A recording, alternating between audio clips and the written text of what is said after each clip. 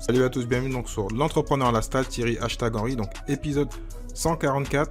Aujourd'hui donc on va parler de copywriting. Donc j'ai un invité donc spécial qui va donc nous donner plein d'informations, qui a vraiment une expérience super enrichissante en ligne. Donc on va un peu déborder, mais ça va être vraiment intéressant. On va revenir donc sur plein de business en ligne, plein d'acteurs très connus de l'entrepreneuriat et donc de la télévision même en ligne. Enfin en ligne, en télévision tout court. Donc je te dis tout, après on va remercier les sponsors. Que ce soit donc débutant ou donc expérimenté, tu sais qu'il est important donc d'avoir les bons outils pour débuter en ligne.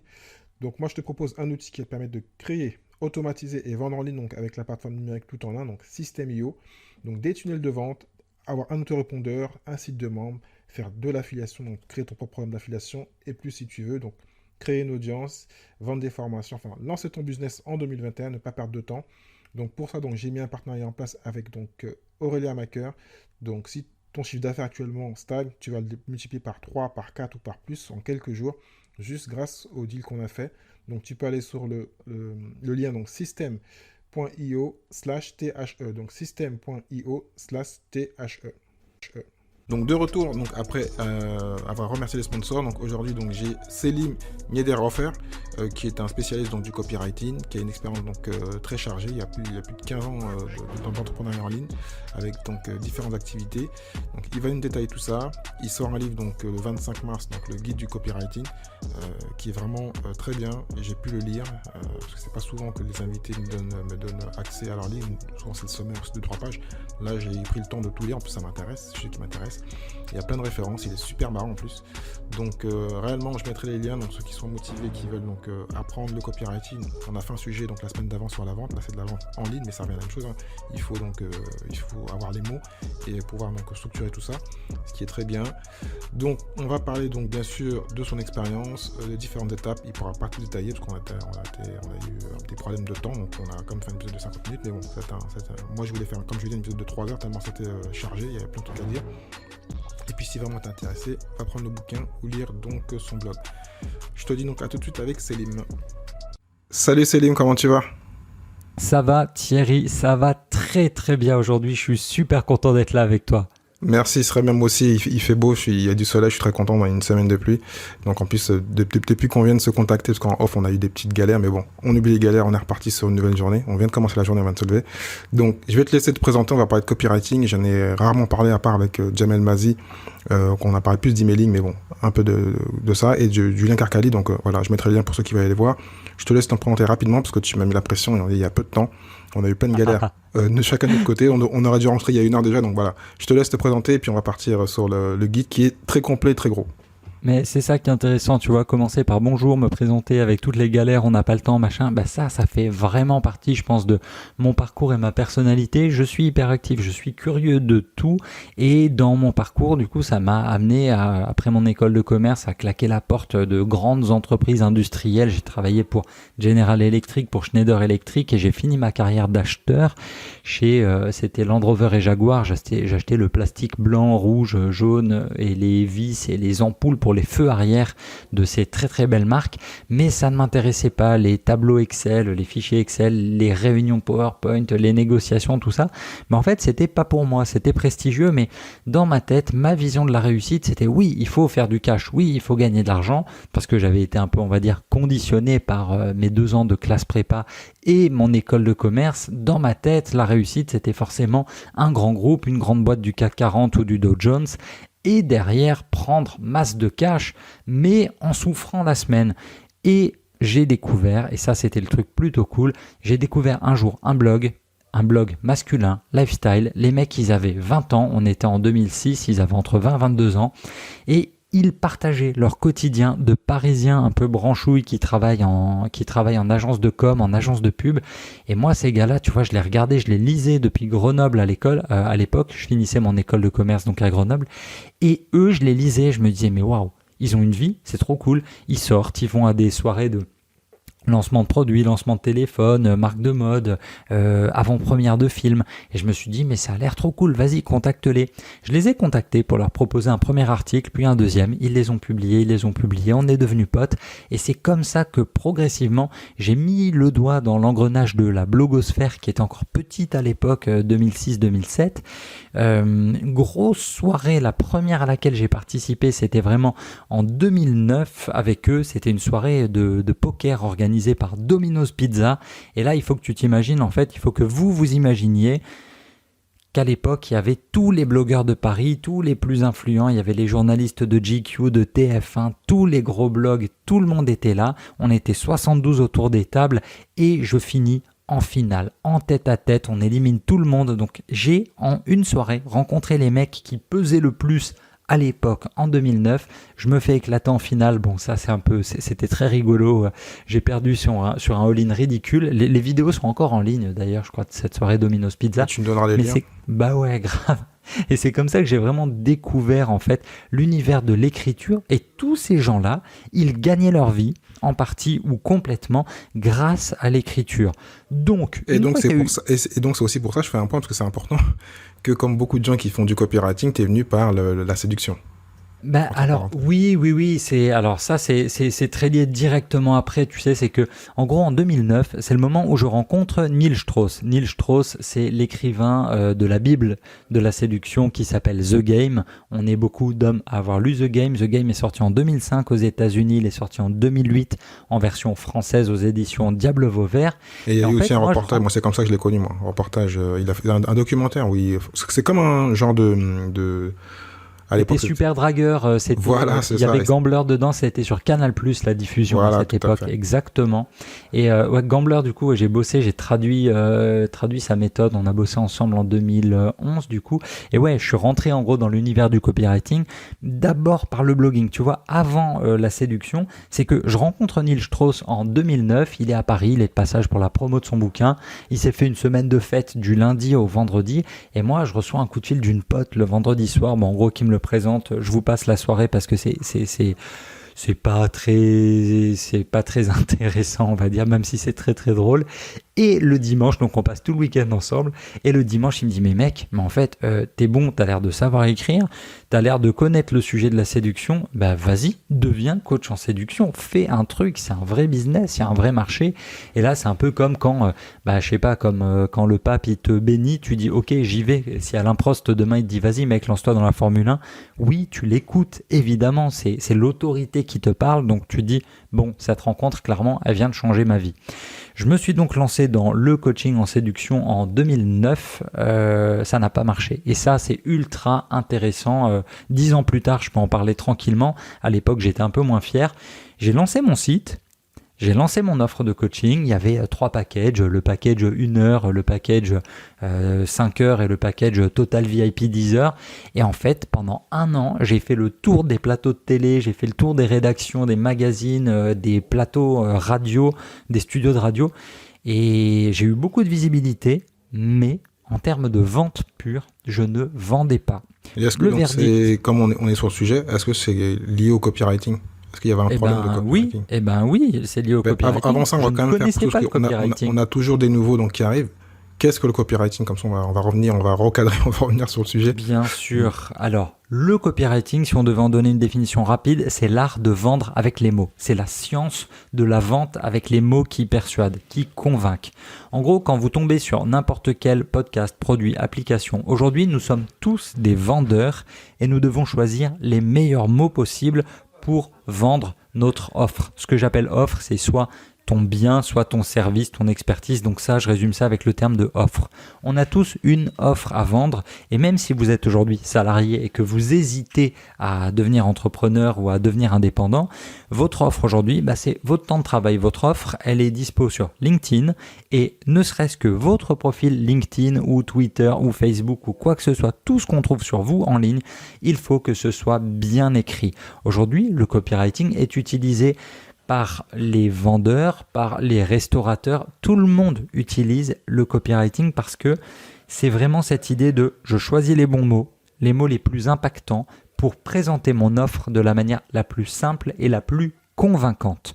Mon objectif, c'est qu'à la fin, le lecteur, qu'on appelle souvent le prospect, que ce prospect, il passe à l'action. Alors, l'action, elle est ultra variée. Ça peut être télécharger cette appli, réserver votre place de concert, remplissez un sondage, acheter le produit directement, réserver un call d'une demi-heure avec moi pour un entretien stratégique, blabla. Donc, jouer à ce jeu, en savoir plus, etc. Aujourd'hui, vous retrouvez tout ça, tous les différents types de call to action dans les guidelines de Facebook, par exemple. Quand vous voulez faire de la pub, Facebook vous demande toujours à la fin « Et qu'est-ce que tu veux comme call to action ?» Ou pareil, si vous faites de la pub sur Instagram, vous voyez ce petit menu déroulant de tous les call to action qui sont à votre disposition. Appel à l'action pour ceux qui parlent anglais. Pardon, effectivement, et ça c'est aussi une spécificité, tu vois, on dit copywriting parce que en français, les mecs qui font ça, on dit soit rédacteur freelance, soit on dit concepteur-rédacteur. Concepteur-rédacteur, c'est vraiment le copywriter qui bosse en agence de com. Il a des idées, il trouve les mots, et il travaille souvent en équipe, il travaille tout le temps avec un DA, un directeur artistique, égal un graphiste, un mec qui connaît un peu la vidéo, qui va mettre tous ces mots sur une jolie page, que ce soit un site internet, une appli, un prospectus pour Intermarché que vous recevez dans votre boîte aux lettres. Tout ça, c'est vraiment du travail de communication et de vente, et le travail de copywriting est essentiel pour que l'information, je le répète, elle soit à la fois la plus claire possible et la plus convaincante possible.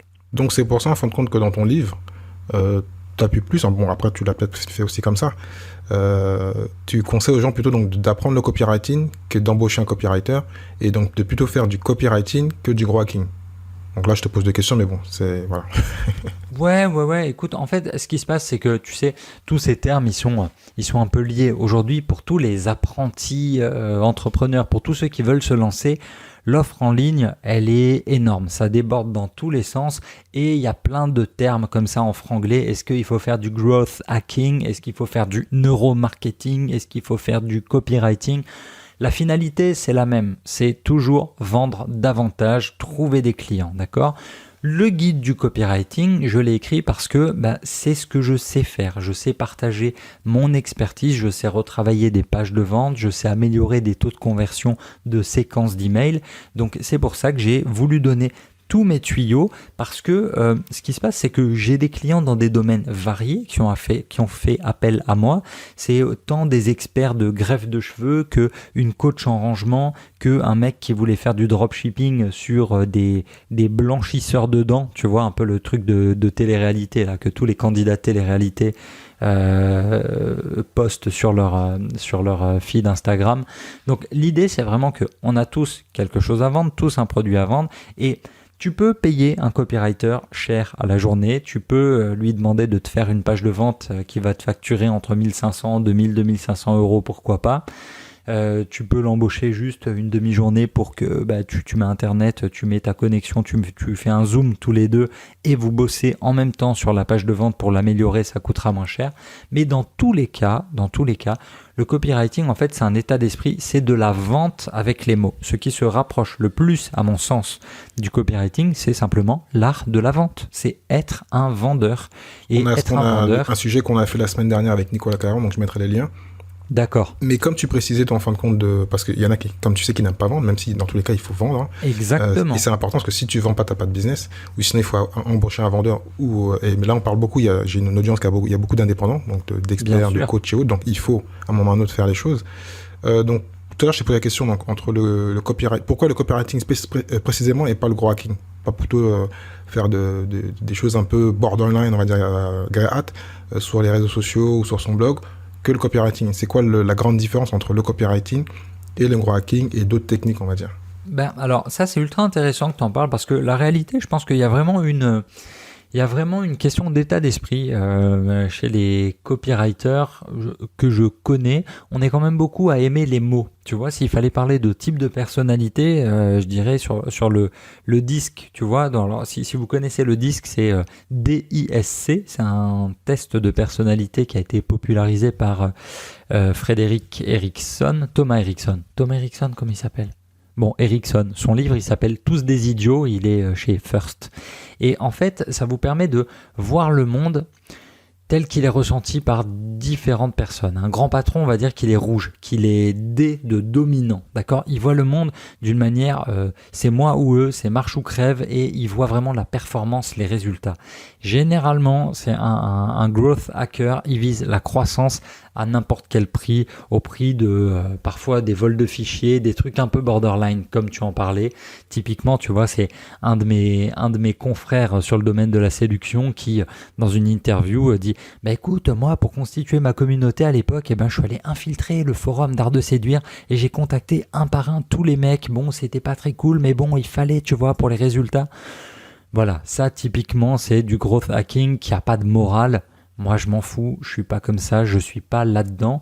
Mon business en tant que copywriter, c'est trouver les bons mots, développer une bonne vibe et travailler pour des clients qui ont envie de grandir de manière éthique. Tu vois, donc ça c'est une des vraies différences, je pense, déjà entre growth hacking, parce que dans l'idée de hack, quelque part, on garde en tête que le hacker, même s'il y a des white hats, même s'il y a du black hat, le hacker, quelque part, tu vois, il veut aller plus vite que la musique, il vise les résultats, et malheureusement, ce qui est durable, tu peux pas construire quelque chose de très très très très fonctionnel très vite.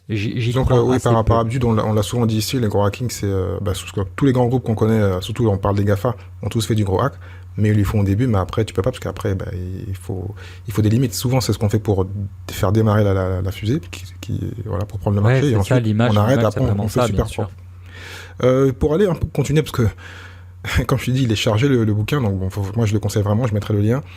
Donc là, tu nous as fait comprendre qu'il faut qu'on apprenne nous-mêmes, parce qu'en tout cas c'est naturel, hein. Logiquement les mots on sait parler, on sait peut-être pas tous écrire comme toi. Eh ben ça, tu vois, c'est ça, c'est que c'est pas partagé par tout le monde. Je te laisse reprendre. J'allais y venir alors. C'est quoi les techniques pour devenir un meilleur j'allais dire gros hacker, non, copywriter, et qu'on passe par nous-mêmes. Et avant ça, comme moi c'est un truc qui m'a fait péter de rire, redonne-moi la phrase que tu parles dans ton livre de Stuart Anderson Breen, s'il te plaît, pour que les gens comprennent ce que tu vas dire.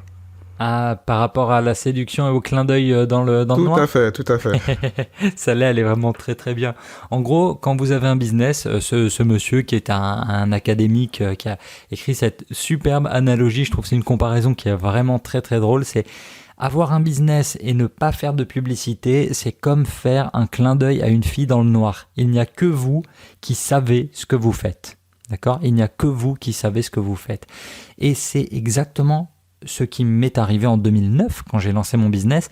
J'étais tout seul avec ma petite communauté Facebook, avec les gens que je croisais, mais ça n'arrivait pas aux oreilles du grand public. Pourquoi ? Parce que je ne faisais pas de publicité. Pourquoi ? Parce que je ne savais pas faire, parce que je m'étais jamais penché dessus, parce que je ne maîtrisais pas encore les outils pour faire de la pub en ligne. Et c'est en ça que le copywriting est tellement puissant, c'est que parmi tous les indépendants que je rencontre et pour qui j'écris, il y en a beaucoup qui sont vraiment experts dans leur domaine, qui sont vraiment très très bons. Et quand ils trouvent des clients, les clients sont vraiment satisfaits. D'accord ? Mais le problème, c'est qu'ils réussissent à trouver un client de temps à autre. Ils me disent parfois, lui, je l'ai trouvé par chance. Vraiment. L'objectif du copywriting, c'est de vous aider à écrire un site internet, des pages de vente et à créer tout un entonnoir de vente suffisamment puissant pour que les clients viennent à vous. Alors, le mot que les Américains aiment beaucoup, c'est de manière prédictible et régulière pour scaler votre business. Voilà, c'est un peu ça l'objectif, c'est que quand tu fais de la pub, normalement, tu arrives à maîtriser ta croissance et les clients ne te trouvent plus par pur hasard ou « oh là là, je sais pas comment il m'a trouvé, c'est trop cool ». Ouais, donc le but, c'est de maîtriser, en fin de compte, son relais de croissance, on va dire. C'est exactement ça, c'est de mettre en place en fait tout cet entonnoir, vraiment toutes ces étapes, c'est-à-dire de la conquête du prospect. Quel lead magnet tu vas offrir, quel e-book gratuit, quel livre blanc, est-ce que tu vas faire une consultation gratuite d'1 demi-heure et derrière vendre du coaching high ticket, est-ce que tu vas refaire complètement ta vitrine. En ce moment là je suis en train de rebosser pour un client sur tout son site vitrine parce que ça donne pas assez envie, tu vois, c'est trop de jargon professionnel. Moi l'objectif c'est de rendre ça plus conversationnel. Quand on parle de copywriting et d'écriture, on parle vraiment de conversationnel. Et par rapport à ce que tu disais juste avant, c'est qu'on a tous les mots, non, Eh ben non, on n'a pas tous les mots parce que on fonctionne pas tous de la même manière. C'est-à-dire que, allez, je prends un exemple. Depuis que je suis gamin, je lis énormément de livres parce que j'aime ça, tu vois, être dans des univers merveilleux, me lire Tolkien ou Harry Potter, mais c'est des expériences géniales. Alors que pour certains de mes anciens colocs qui aujourd'hui sont directeurs financiers de grands groupes ou directeurs des achats, chaque fois que je leur parle de Star Wars ou du Seigneur des Anneaux, ils me disent mais arrête avec tes trucs de puceau, tu vois. Ce sont des univers dans lesquels ils ne sont pas rentrés. Du coup, l'accès au langage, la lecture, ça ne les intéresse pas. Ils s'en foutent. Eux, ils veulent des chiffres, ils veulent des résultats, ils veulent une ligne sur un compte en banque. Ce qui fait que au moment de présenter une offre, eh ben, on n'a pas tous les mêmes mots. Et un copywriter, normalement, c'est quelqu'un qui écrit et qui lit beaucoup, qui s'inspire beaucoup, qui regarde évidemment. Ouais, mais alors fait là, je comprends ce que tu veux dire. Mais là, en fait, t'es en train de nous vendre le copywriter, mais toi, dans ton livre, et ce que tu dis, et pourquoi je te repose la question, je te dis qu'on a tous des mots, parce qu'on a tous aussi une spécificité par rapport à son métier. On a tous, donc, en plus, tu le dis, tu mets un tableau en fin de ton, je crois que c'est le dernier chapitre, où tu montres l'avantage de son propre copywriter, c'est on a l'expertise du métier, entre parenthèses. Exactement. Mais, et comme la question, et comme c'est une bonne partie de ton livre, c'est que comment nous-mêmes on peut devenir copywriter. Bien sûr, comme tu dis, il faut aimer les mots, il faut avoir du vocabulaire et autres. Parce que, et aussi, ce que j'ai pas précisé, je l'ai dit dans d'autres épisodes, parce que c'est vrai que j'ai interviewé beaucoup de freelances, et c'est vrai que les freelances, en général, les mieux payés, et même en ligne, quand on veut faire gagner beaucoup d'argent, c'est être copywriter. Et donc, c'est pour ça, en fin de compte, que j'ai reposé la question, c'est que certains n'ont pas les moyens de passer par un copywriter, et c'est même hors budget pour eux. Donc, comment toi, tu leur fais devenir, en plus de lire ton bouquin, mais donne des petites techniques, comment eux peuvent, même s'ils n'aiment pas Star Wars, même s'ils n'aiment pas tout ça, comment ils peuvent avoir un peu de tes compétences et réussir à se débrouiller comme des grands. Alors, ce qui est très intéressant, c'est que ce soit sur mon site, dans le livre, les formations ou partout ailleurs, aujourd'hui tu vas sur le web et tu tapes comment écrire une page de vente, tu vas forcément tomber sur une fille qui a écrit un super article sur quels arguments écrire, comment les enchaîner et quels exemples. On va t'apprendre à écrire un lead. Donc, alors, tu commences déjà par le titre, puis un lead, une petite histoire dès l'intro pour capter l'attention. Puis, tu as les questions de qualification. Puis, tu as, tous les arguments. Je vais pas redétailler tout ça là maintenant, mais quelqu'un qui n'aime pas écrire, quelqu'un qui n'a pas le temps d'écrire, mais quelqu'un qui est expert dans son domaine, il peut faire son copywriting parce qu'au fond, le copywriting, c'est juste, ok, mon client, mon prospect, mon client idéal, il a des douleurs, il a des frustrations. Aujourd'hui, on parle aussi, un nouveau mot que j'ai découvert il n'y a pas longtemps, on parle des irritants.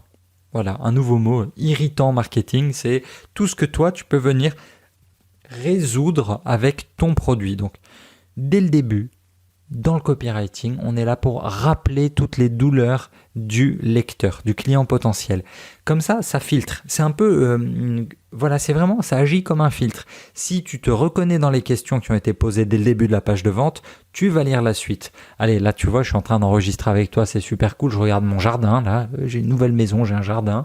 Je vois l'herbe qui pousse n'importe comment. Eh ben, figure-toi que si je tombais sur une page de vente, vous aimeriez avoir un jardin bien entretenu, vous en avez marre d'avoir des cailloux qui ressemblent à rien dans votre jardin, vous aimeriez bien que vos parents, vos potes, vos voisins disent que vous avez la main verte. Dans ce cas-là, écoutez-moi pendant les 30 secondes qui suivent. Tu vois, ça c'est la phase de qualification. Et en fait, toutes ces phases-là, je les résume dans la superstructure. Donc c'est vraiment un enchaînement de blocs de texte dans lequel vous allez mettre tous ces arguments de vente et toutes ces techniques de persuasion, toutes ces techniques d'influence, parce que personne d'autre que vous ne connaît votre produit mieux que vous. Vous êtes, en tant que freelance, les personnes qui connaissaient le mieux votre produit. Donc, l'idée, c'est vraiment pour devenir copywriter, d'écrire bloc par bloc. Au début, vous allez commencer, peut-être que ça manquera de style, ok ? Peut-être que votre intro, elle manquera de style.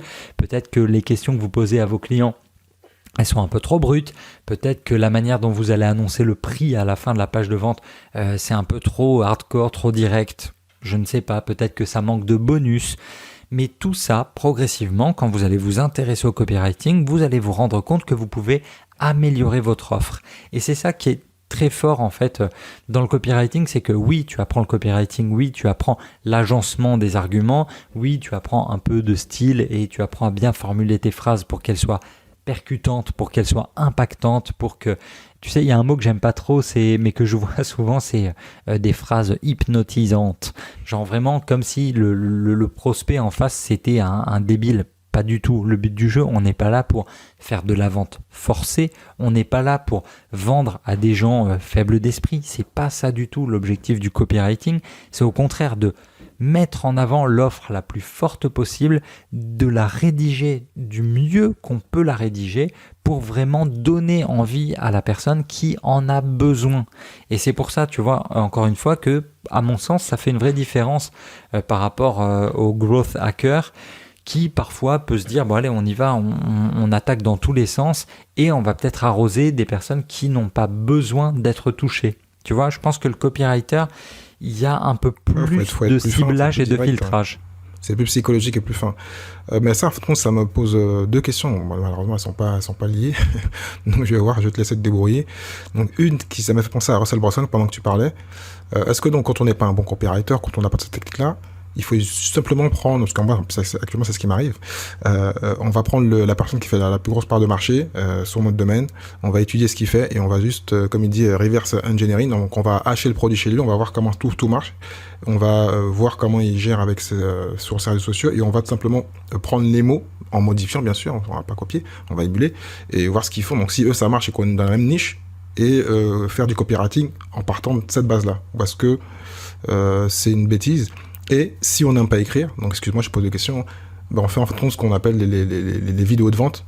Ça revient du copywriting. Alors qu'on n'écrit pas trop, on écrit un petit peu et on fait une belle vidéo. Est-ce que ça marche aussi ? Alors, au sujet de la vidéo de vente, c'est pas évident, tu sais, de la faire en impro. J'en vois certains qui ont des petits talking points, donc des points de discours, des éléments de langage, on va dire, tu vois. Le problème, c'est qu'une vidéo de vente, si tu veux vraiment qu'elle soit percutante, si tu veux vraiment que ton viewer, ton spectateur, il soit rivé à la vidéo de vente, il faut que chaque mot soit pensé, il faut que tout le storytelling soit très très clair.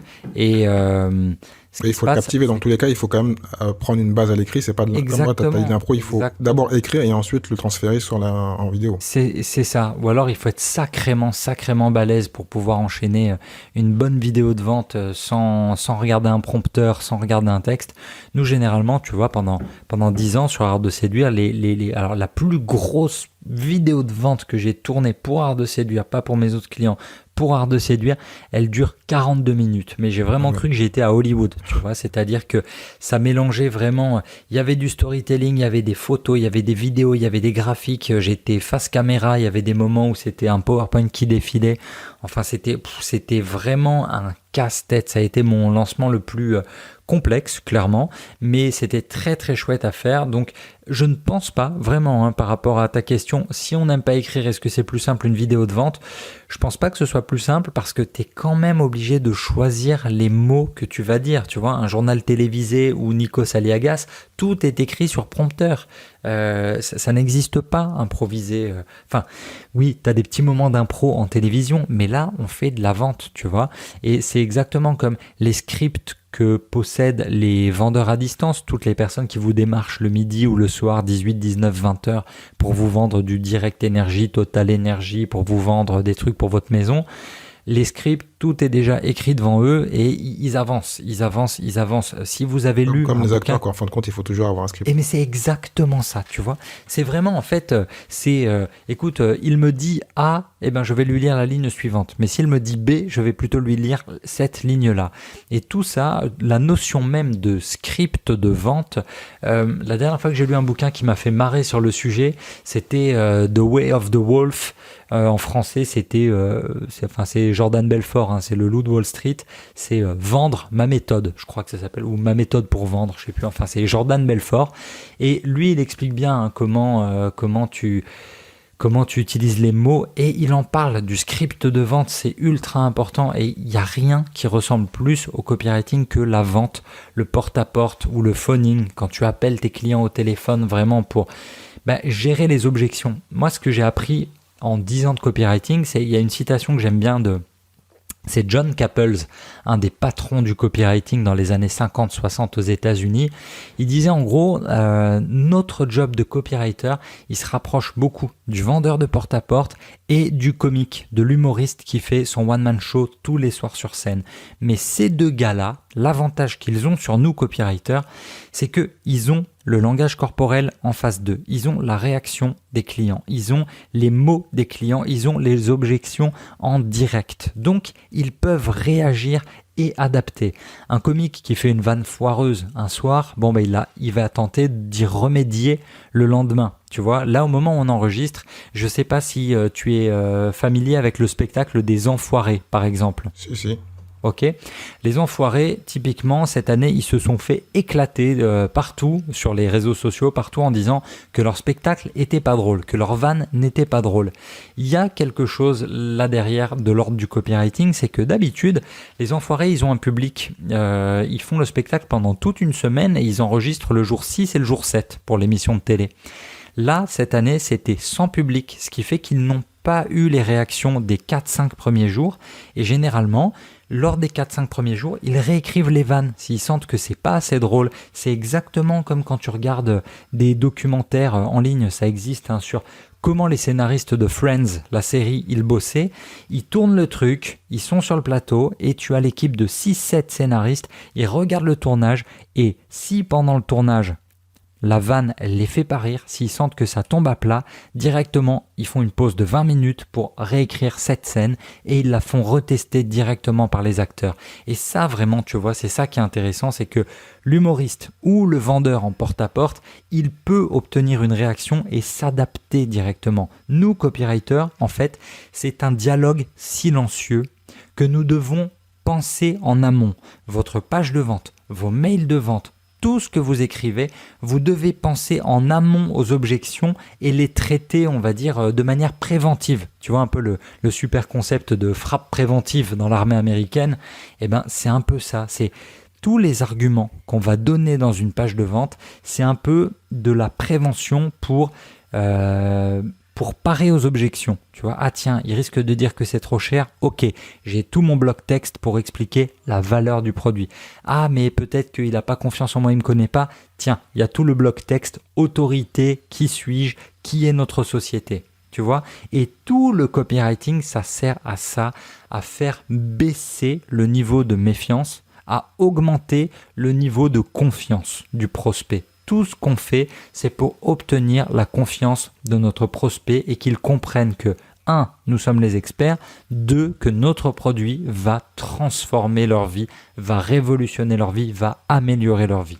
D'où l'importance des preuves sociales et témoignages peut-être dans tout ce qui est écrit, parce que ça peut rajouter en fin de compte. Parce que c'est vrai que comme on est dans un monde où il y a peu d'attention, donc c'est vrai qu'on peut se dire que le copywriting devient, à part les titres et l'intro, mais bon, souvent quand on parle de copywriting, on pense à des trucs super longs qui font 30 pages. Et, bon, si la personne est forte, c'est vrai qu'on continue à lire, et plus on lit, logiquement, plus on est, on est motivé à cliquer, à aller jusqu'au bout. Bien sûr.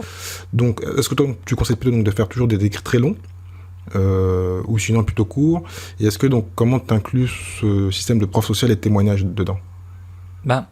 En fait, alors, tu sais, ça, il y a un chapitre entier qui est dédié à ça, page de vente courte ou page de vente longue. Au final, il n'y a pas de, il y a pas de bonne réponse. La bonne réponse, c'est toujours faire le test. Mais typiquement, quand vous avez un e-book à 7 € à vendre, quand c'est une offre d'abonnement, premier mois gratuit 7 €, puis 19 € les mois suivants, c'est peut-être pas la peine de garder votre lecteur sur 30 écrans, ou c'est peut-être pas la peine de le garder 20 minutes sur une vidéo de vente, d'accord? 7 €, c'est pas quelque chose de super engageant. En revanche, quand vous prenez une entreprise de formation comme Live Mentor, ok? Live Mentor, ils font des formations qui coûtent 1 500 €.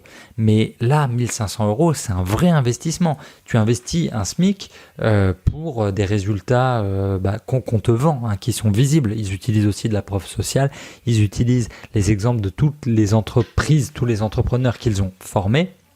Mais 1 500 €, évidemment, il faut que la page de vente, elle soit beaucoup plus longue parce que inciter quelqu'un, inviter quelqu'un, rassurer quelqu'un, le motiver pour dépenser 1 500 €, c'est pas pareil que 7 €. Donc c'est pour ça que les Américains, ils ont ce petit proverbe qui dit « The more you tell, the more you sell ». En l'occurrence, plus c'est long, plus ça vend.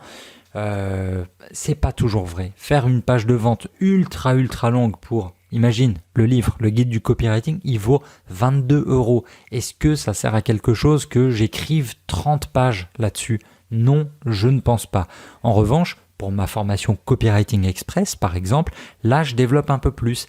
Et quand je vais sortir la formation Premium, ouais, là, dans ce cas-là, vraiment, on enverra le paquet pour qu'il y ait tout sur cette page, qu'il y ait les témoignages de mes clients, qu'il y ait toutes les objections, qu'il y ait de la photo, de la vidéo, des chiffres, des copies d'écran, du chiffre d'affaires, tu vois, et que tout soit vraiment ultra carré pour que ça rassure.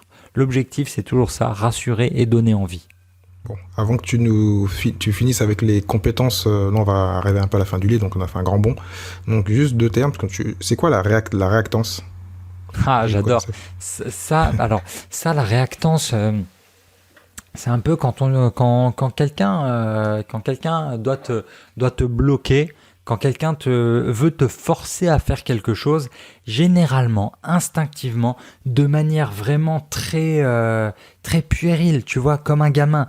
Quand on te dit vas-y, non, fais pas caca dans le jardin, tu vois, tu vas dire ah ouais, eh ben tiens, tu vas voir. Tu vois, c'est vraiment ultra puéril. Tu fais le contraire de ce qu'on te dit. Eh ben, le consommateur, il n'aime pas être pris en otage comme ça. Il n'aime pas être manipulé. Il n'aime pas sentir cette manipulation. La réactance, alors il y a un exemple célèbre aux États-Unis, genre une réglementation qui interdit les conducteurs de rouler au charbon. Tu vois, rouler au charbon, pour nous, ça nous paraît complètement fou, mais je sais pas si tu vois ce film, c'est un grand navet de Sylvester Stallone, ça s'appelle Over the Top, en français c'était le bras de fer. Ils jouent un camionneur, si. Et tu vois que dans leur camion, dans leur cabine de camionneur, parfois ils font et ça tire du charbon, ça tire de la fumée noire, tu vois, ça fait de la fumée noire comme dans les trains de l'époque, comme dans les vieux trains d'époque qui fonctionnaient au charbon. Bon ben, il y a une loi écologiste qui dit interdit les véhicules au charbon maintenant. Tous les mecs qui sont pas d'accord, qui ont dit attends mec, je roule comme je veux, je fais ce que je veux, ils continuent de mettre du charbon histoire de polluer plus. La réactance, c'est vraiment ce que tu cherches à éviter absolument. En clair, tu as ta page de vente machin et tu arrives en bas. Le lecteur n'aime pas arriver en bas d'une page de vente où on lui dit bon, maintenant tu as 2 choix. Soit tu t'abonnes pour 20 balles, soit tu achètes l'offre pour toute la vie qui te coûte 1000 balles. Mais c'est une super affaire. Il n'aime pas être bloqué dans ces 2 possibilités-là. Il a toujours la possibilité, s'il se sent pris au piège, de cliquer sur la petite croix rouge en haut à droite et de se barrer, de fermer la page de vente, de ne plus jamais être là. Donc nous, en tant que copywriter, pour éviter la réactance, tout ce qu'on fait, c'est de rappeler au lecteur, au prospect, qu'il est libre, que le choix dépend de lui, que c'est sa décision. Et ces mots-là, ils sont très importants. À la fin de la page de vente, donc il est déjà bien engagé. Il a lu un long texte, d'accord ? Surtout qu'avant, il a eu la preuve sociale plus témoignage, plus l'urgence et la rareté, donc en même temps... Exactement. Il a incité, mais sans trop forcer. Il prend beaucoup d'arguments et normalement, il doit avoir compris à ce stade-là que l'offre, elle est bonne pour lui, qu'elle va changer sa vie. Et là, si à la fin, il se sent pris au piège... c'est pas bon, il va se barrer, il va se sentir pas bien, d'accord ? C'est forcer la main. Voilà, la réactance, c'est quand on essaie de te forcer la main, tu te barres en courant en donnant des faux prétextes, genre il faut que j'en parle à ma femme, je vous rappelle plus tard. Tu vois un peu toutes ces objections-là. On n'aime pas être pris au piège. Donc nous, copywriters, en fin de page de vente, on rappelle toujours, mais vous savez, c'est votre choix. Ça ne dépend que de vous. Votre avenir est entre vos mains. C'est vous qui faites cet investissement. C'est vous qui prenez cette bonne décision. Tu vois, ça responsabilise le lecteur et ça lui remet le pouvoir entre les mains. Parce que personne n'aime être pris pour un con. Personne n'aime se sentir impuissant, tu vois, à prendre des décisions. Typiquement, ce qui se passe depuis 1 an pour nous tous. Le confinement, on est là, on est chez nous, tout le monde est en train de péter un câble, tu vois. Les gens, visiblement, leur situation morale et mentale, la santé psychologique des Français, elle se dégrade un peu. Pourquoi ? Parce qu'on n'a plus notre libre arbitre, on peut plus faire ce qu'on veut, on peut plus sortir quand on veut, à l'heure où on veut, il faut des attestations, machin. Et ben, typiquement, la réactance, c'est tous les mecs qui ont décidé de sortir quand même. C'est tous les gens qui ont décidé de sortir sans masque. Tu vois ? Tous ces gens qui ne supportent pas qu'on leur force la main. Donc en fin de compte, tu veux dire que la gouvernance a besoin d'un copywriter pour mieux parler, mieux dire aux gens complètement. Depuis 1 an, tu sais, la communication politique, elle est dramatique sur cette crise. Moi, je ne nie absolument pas ni le virus. J'ai beaucoup de potes qui l'ont chopé, même mon meilleur pote, après 1 an, tu vois, d'efforts de ouf, il a craqué. Mais tu vois, c'est ça, il a craqué. Mentalement, il s'est dit, vas-y, je m'en fous, je fais un barbecue. Résultat, les 4, 5, 6 personnes présentes au barbecue, je sais plus combien ils étaient, ils l'ont tous chopé. Et je comprends que les gens craquent. Moi, je peux pas parce que je suis un jeune papa. Ma petite fille, là, au moment où on enregistre, elle a 9 mois. Et du coup, c'est ultra flippant, tu vois. Je veux pas lui transmettre quoi que ce soit. Donc, on fait extrêmement attention. Mais la communication politique du gouvernement, elle a été bordélique au possible. Et il faut assumer, tu vois. Et le copywriting, parfois, c'est le fait de dire dans un mail, pardon, on s'est trompé. Tu vois, quand on a eu les masques, ouais, les masques, ça sert à rien. Et ensuite, mettez vos masques tous, c'est obligatoire. C'est pas cohérent. Et il faut savoir s'excuser. Il faut savoir dire on s'est trompé. Il faut savoir dire on va améliorer tout ça. Mais il faut pas mentir. Le copywriting, c'est surtout pas du mensonge. On n'est pas là. Tu sais, le copywriting, moi, ce que je dis toujours, c'est que c'est mettre un bel emballage cadeau, de jolies lumières qui éclairent l'offre. Mais au fond, on ne change pas l'offre. On n'est pas là pour mentir sur cette offre. Donc, l'offre, c'est vraiment le product manager, c'est vraiment le n'importe qui doit faire la meilleure offre possible. Et ensuite, le copywriter, il la présente avec les meilleurs mots possibles, mais sans mentir sur les performances, sans mentir sur les caractéristiques du produit, sans mentir sur les résultats obtenus. Ok. Donc, dernière question sur l'interview. Après, j'ai 5 autres questions. Les 5 compétences que tu dirais adjacentes au copywriting qu'il faut avoir pour pouvoir être un bon copywriter. Eh ben, ça c'est très fort. Ça, tu vois, pareil, je me suis penché dessus pour l'écriture du livre en me disant, mais qu'est-ce qui pourrait nous aider à devenir un copywriter vraiment ultra puissant, un copywriter qui sache tout faire, un copywriter complet. Tout à l'heure, tu parlais de Russell Brunson, le patron de ClickFunnels aux États-Unis.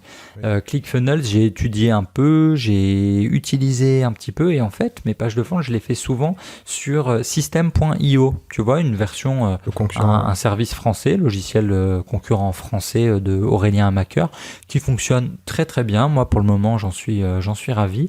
Et je me suis rendu compte que je me suis pas rendu compte à ce moment-là. Je sais depuis belle lurette que je suis une quiche en design, tu vois, en dessin, tout simplement dessiner, faire des PowerPoint, mettre une page de vente, faire une page de vente qui soit belle, et ben ça, je ne sais pas faire. Et parmi les compétences complémentaires, et ben il y aurait le fait de devenir un meilleur directeur artistique, le fait de savoir faire un peu de graphisme. Pour tout ça, moi, j'ai fait le choix de ne pas apprendre. Je fais le choix de faire appel à des professionnels, à des freelances, à des gens dont c'est le métier, parce que si tu veux, le temps que je me forme, je vais perdre trop de temps, ça me saoule. Et surtout, à la fin, je vais arriver à un résultat qui sera à peine la moitié de ce que j'ai envie de faire vraiment. Donc, je préfère utiliser mon temps pour développer mes forces. En gros, ça, c'est une idée.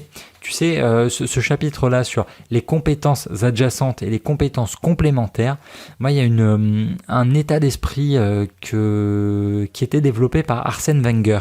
À l'époque où il était manager d'Arsenal, où il était coach de l'équipe d'Arsenal, il disait en fait aux joueurs, arrêtez de vous prendre la tête à essayer de développer vos points faibles, développez plutôt vos points forts. Ça, c'est quelque chose qui m'est resté et c'est pour ça que c'est vrai que j'ai une position plutôt de spécialiste, une position d'expert parce que Je pense qu'on peut en tirer plus d'argent, on peut mieux se vendre, on peut rentrer à fond dans un sujet, vraiment on peut le connaître dans les moindres détails et je pense que ça se monétise mieux.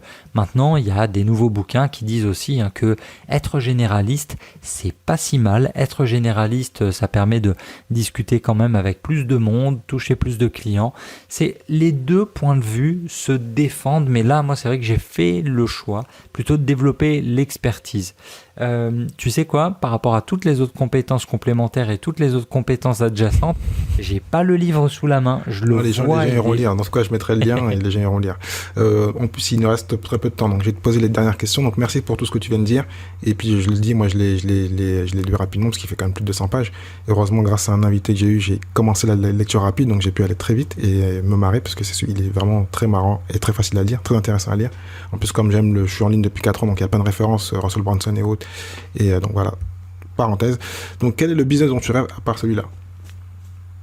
Un business dont je rêve, honnêtement, moi ce serait monter un petit stand de location de paddle et de kayak au bord de l'océan et je serais ravi, tu vois.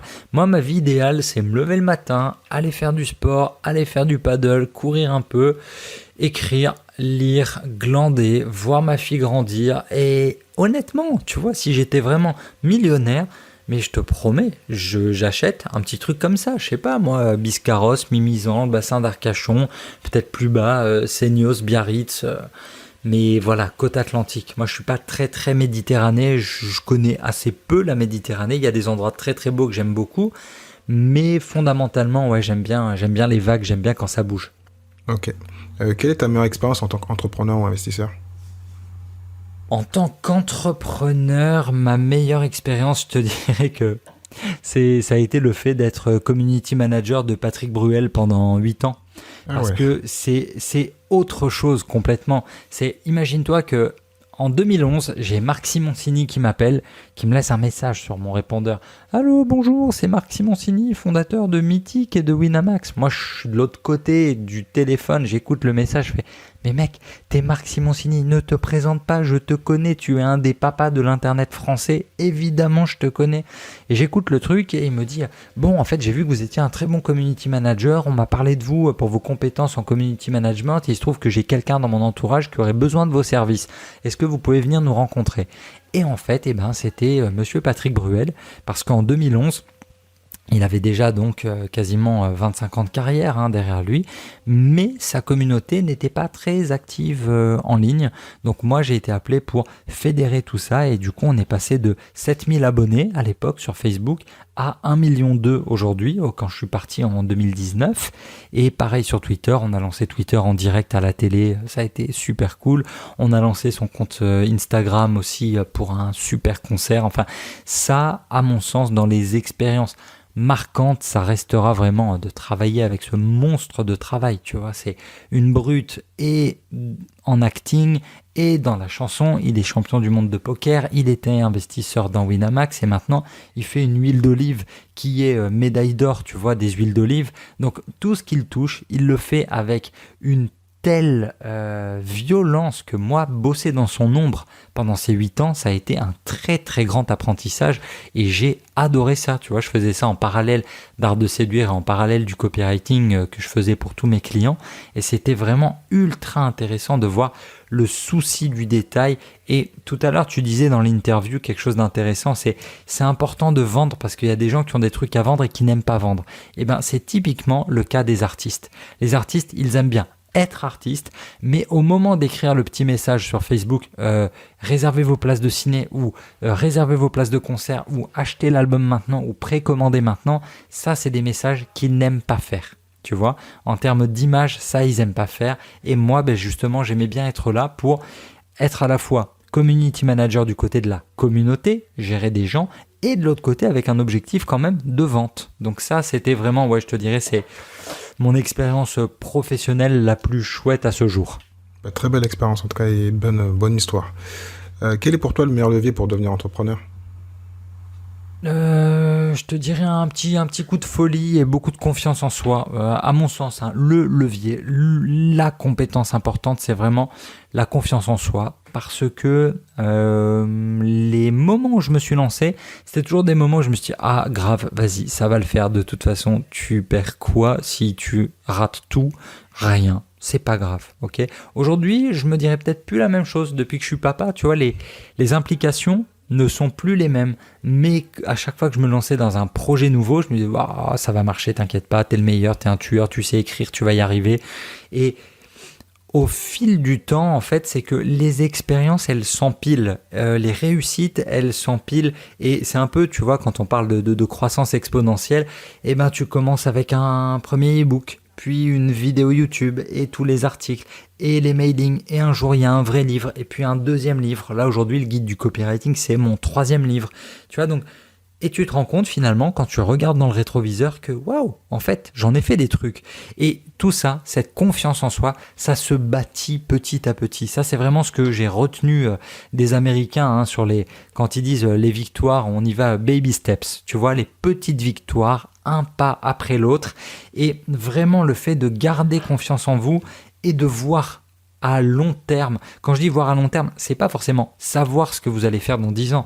Moi, dans ma tête, il y a 2 trucs. Dans 10 ans, soit je suis propriétaire d'un petit truc de paddle tranquille pour louer des paddles et vivre au bord de l'océan, soit je suis scénariste. Tu vois, dans ma tête, la vision, elle est là. À mon sens, je serais plus scénariste ou romancier au bord de l'eau. Parce que il y a une cohérence avec les mots, il y a une cohérence avec le parcours jusqu'à maintenant.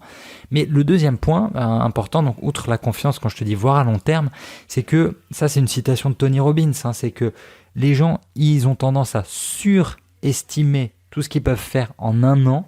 Ils se disent, ouais, en un an, je vais faire tout ça, et ils n'y arrivent pas, et ils sont dégoûtés, ils perdent confiance en eux. Et ils ont tendance à sous-estimer tout ce qu'ils peuvent faire en 5 ou en 10 ans. Là, tu vois, on est en 2021. Si je me retourne sur la décennie qui vient de s'écouler, je me dis, waouh, mais il y a 10 ans, j'aurais jamais cru que j'aurais fait tout ça. Tous ces voyages, toutes ces rencontres, tout ce business, tous ces trucs-là. Et ça, c'est hyper important de le garder en tête. Confiance et vision à long terme. Ok. Quel est le livre que tu conseillerais à tout entrepreneur et pourquoi ? Alors, s'il y en a un seul, vraiment un seul à conseiller, pour moi, ça reste Robert Cialdini, Influence et Manipulation. Alors, le titre français est merdique, hein, c'est pas le vrai titre américain. Nous, on a décidé de mettre manipulation dedans. Mais il a été cité la semaine dernière et souvent dans le podcast. Bah oui, mais c'est normal parce que c'est dans ce livre que vous allez découvrir les 6 principes d'influence majeure. Et on les utilise tous au quotidien quand on doit vendre quoi que ce soit la sympathie, la réciprocité, l'engagement, la preuve sociale.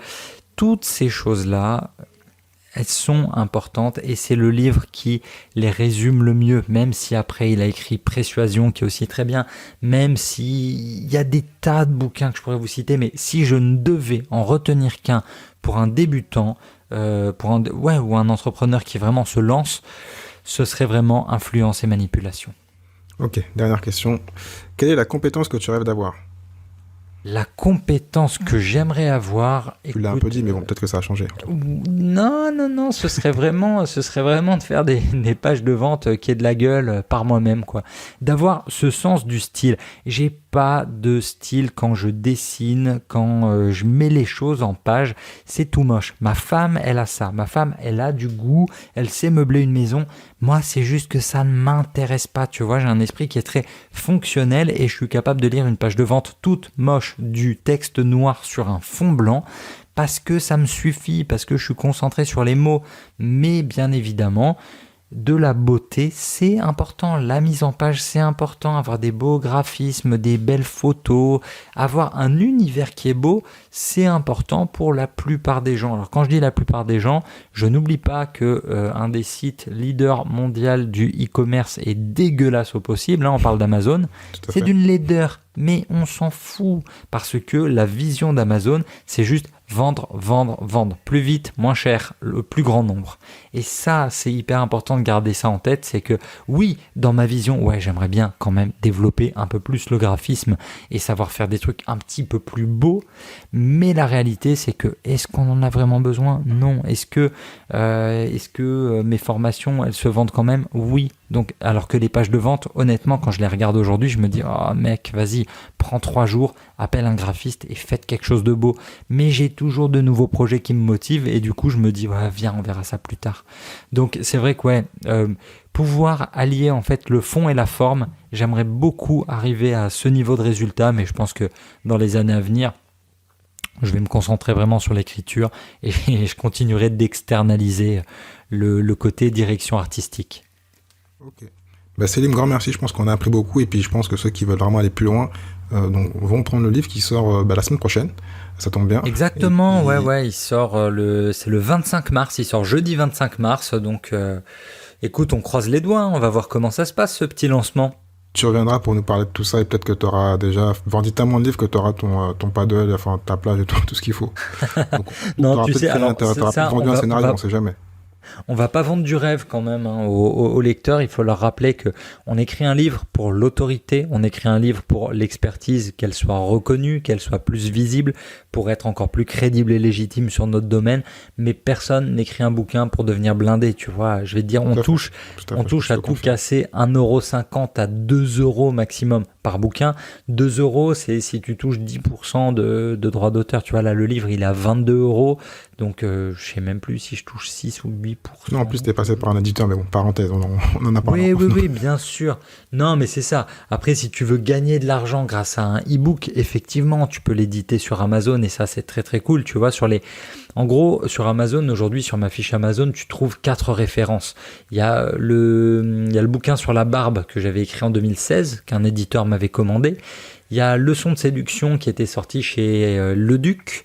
Et j'avais sorti aussi moi-même tout seul pour faire cette expérience de l'auto-édition, la méthode RDV. Et c'est évidemment la méthode RDV qui me rapporte le plus. Parce que tu fixes ton prix et les commissions d'Amazon, elles sont bien plus élevées.